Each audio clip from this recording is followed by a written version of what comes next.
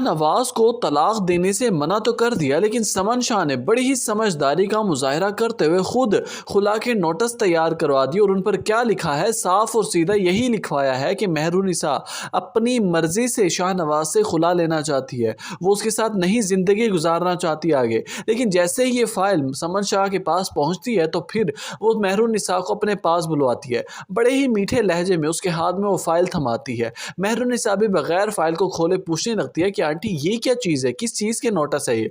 यहाँ पर समन शाह कहने लगते हैं कि बेटे खोल कर तो देखो, तुम्हें खुद ही पता लग जाना है।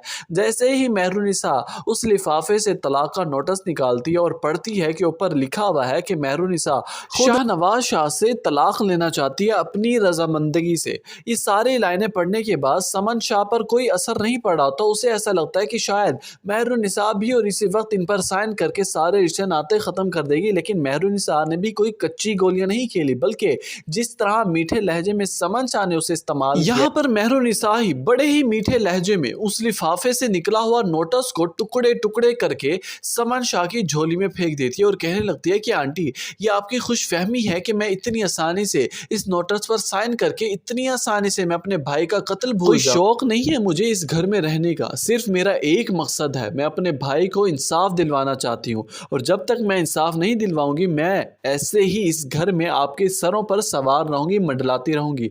मुझसे कोई ज़बरदस्ती ये रिश्ते को ख़त्म करवाने का नहीं कह सकता, ना ही मैं किसी के दबाव में आकर सिग्नेचर करूंगी